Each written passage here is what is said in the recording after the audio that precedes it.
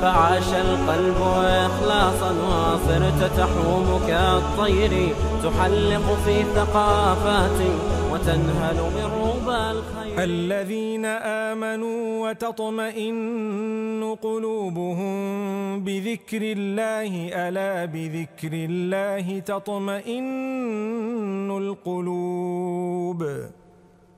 السلام عليكم ورحمة الله وبركاته. بسم الله الرحمن الرحيم. الحمد لله والصلاة والسلام على رسول الله وعلى آله وأصحابه أجمعين. My brothers and sisters, nobody can achieve contentment until they spend from that which is very, very close to their hearts, from that which they love, from that which is very dear to them, that which is material, obviously. So Allah subhanahu wa ta'ala tells us in verse number 92 of Surah Ali Imran, Allah says, لن تنالوا البر حتى تنفقوا مما تحبون.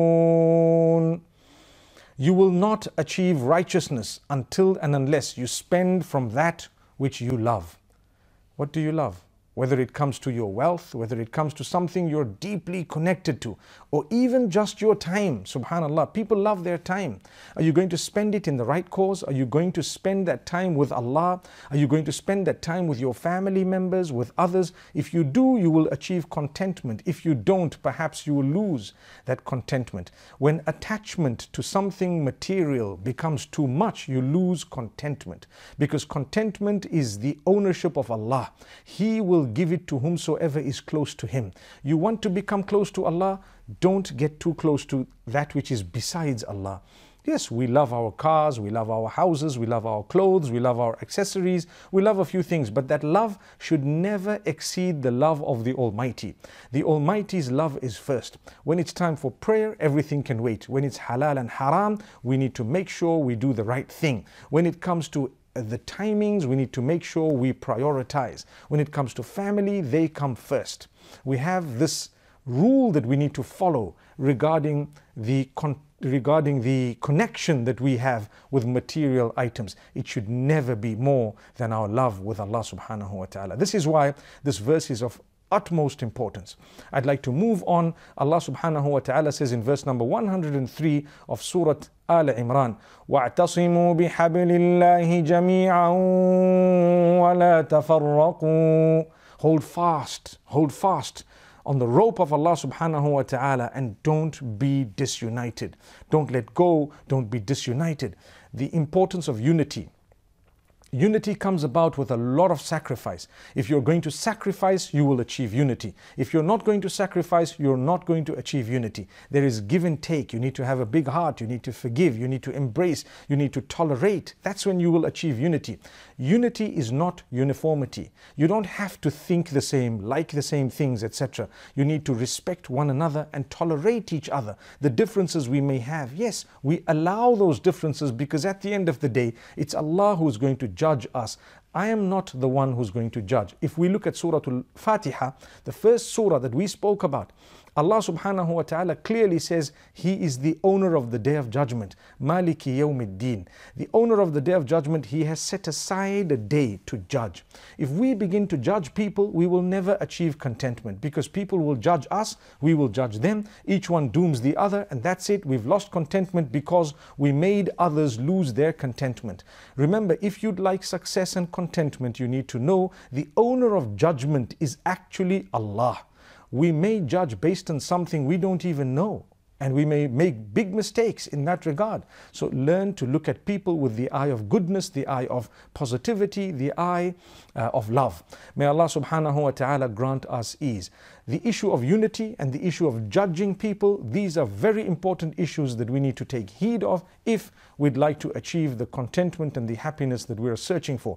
Allah subhanahu wa ta'ala says, Ya ayyuhalladhina amanu la ta'kulu riba. O you who believe, don't consume usury and interest. Don't consume it. In fact, the verse immediately after that in Surah Ali Imran, verse number 131, Allah says, واتقوا النار التي أعدت للكافرين. Be conscious of or be fearful of the fire that is prepared for those who disbelieve.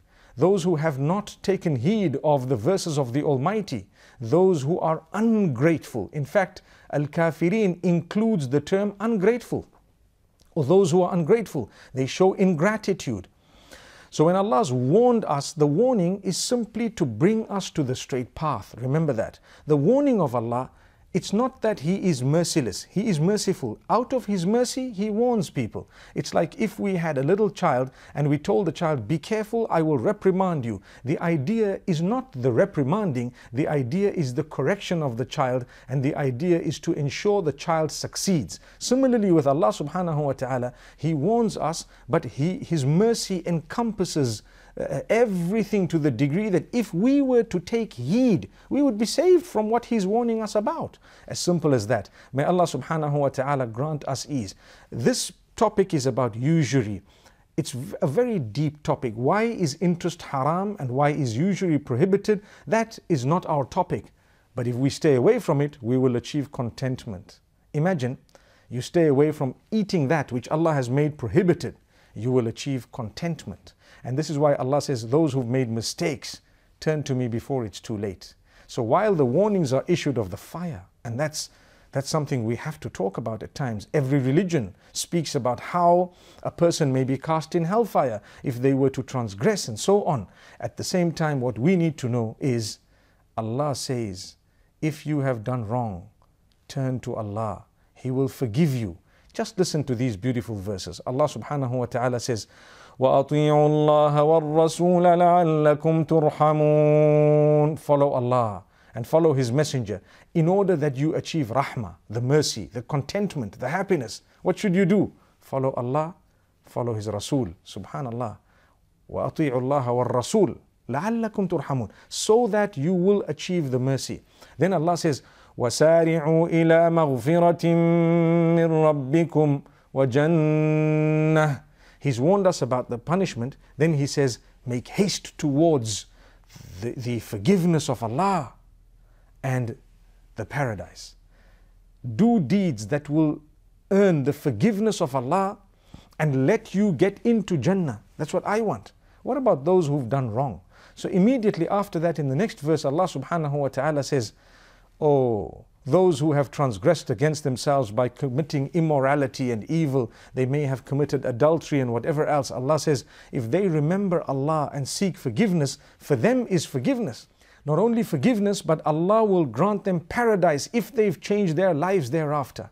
What a beautiful sense of the mercy of Allah subhanahu wa ta'ala. What a great encouragement for all of us to be able to earn the mercy of Allah subhanahu wa ta'ala. So Allah subhanahu wa ta'ala says, those who have done wrong, those who have committed sin, those who have committed immorality, if they remember Allah and they seek the forgiveness of Allah, they're the ones, if they've changed their lives thereafter to become good people, they are the ones who will be earning Jannah. And Jannah, paradise, was prepared for those type of people. Amazing. And this is why at the end Allah encourages us to do something very interesting. If you really want contentment, again, verse number 135 of Surah Al Imran, Allah subhanahu wa ta'ala says, وَالَّذِينَ إِذَا فَعَلُوا فَاحِشَةً أَوْ ظَلَمُوا أَنفُسَهُمْ ذَكَرُوا اللَّهَ فَاسْتَغْفَرُوا لِذُنُوبِهِمْ. Exactly as I said earlier, those who have done wrong, transgressed against themselves, committed immorality, if they remembered Allah and sought the forgiveness of Allah, Allah will forgive them. Allah will wipe their sins out. Allah will give them the contentment not just in this world but even in the next, which is more important. Imagine contentment and happiness in this world, contentment and happiness in the next. It goes from a dua of Allah subhanahu wa ta'ala, that meaning dua that Allah has made mention of in the Quran. رَبَّنَا آتِنَا فِي الدُّنْيَا حَسَنَةً وَفِي الْآخِرَةِ حَسَنَةً وَقِنَا عَذَابَ النَّارِ. O our Rabb, grant us goodness in this world, grant us goodness in the hereafter, and save us from the punishment of the fire. That's the punishment of the fire we're asking Allah to save us from. And at the same time, we're asking for two goodnesses: the goodness in this world, the contentment of this world, the goodness of the hereafter, the contentment and the happiness of the hereafter. In order to achieve that, you need to spend in the path of Allah as well. Spending in the cause of Allah. Whenever there are needy people, a needy cause, something good to be done, dig deep into your pockets, give, and Allah will grant you happiness. Look what Allah subhanahu wa ta'ala says. الذين ينفقون في السراء والضراء والكاظمين الغيظ والعافين عن الناس والله يحب المحسنين. One of my favorite verses. Listen to what Allah says. Those who spend secretly, quietly, no one knows. You did it silently, you helped someone, you spent in a good cause. You spent for the sake of Allah. And those who spend even openly, it's fine if people knew what you spent, and it's fine if you even allowed people to know with the intention of encouraging them perhaps. If they see me spending, perhaps they would spend too. If that was your intention, alhamdulillah, Allah says, you know, those who are good, muhsineen, are the good, the doers of good. Allah says they spend quietly, in secret and openly. And you know what else they do? Kadhimin al-ghayz, they swallow their anger. They suppress their anger. If you suppress your anger, you will achieve more contentment than if you were to vent it and if you were to just let it go and do whatever you wish. No, you don't. You do what Allah wishes. Allah says, we know you will become angry at some stage. Don't worry, calm down for our sake. So we will not get angry with you because you did not get angry with others. And this is something very interesting. Allah's mercy descends upon those who are merciful. You show that mercy and the Almighty will show you the mercy. So Allah says, those who can extinguish and suppress their anger at that moment, they will definitely achieve goodness. Goodness includes the contentment we're talking about. You want contentment? Calm down. Take it easy. And you know what Allah says? وَالْعَافِينَ عَنِ النَّاسِ. Those who forgive people.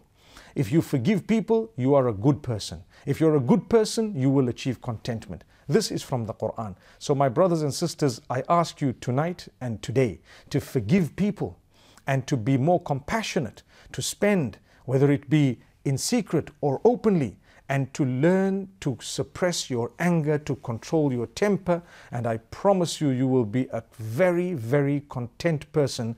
أقول قولي هذا وصلى الله وسلم وبارك على نبينا محمد والسلام عليكم ورحمة الله وبركاته. الذين آمنوا وتطمئن قلوبهم بذكر الله ألا بذكر الله تطمئن القلوب.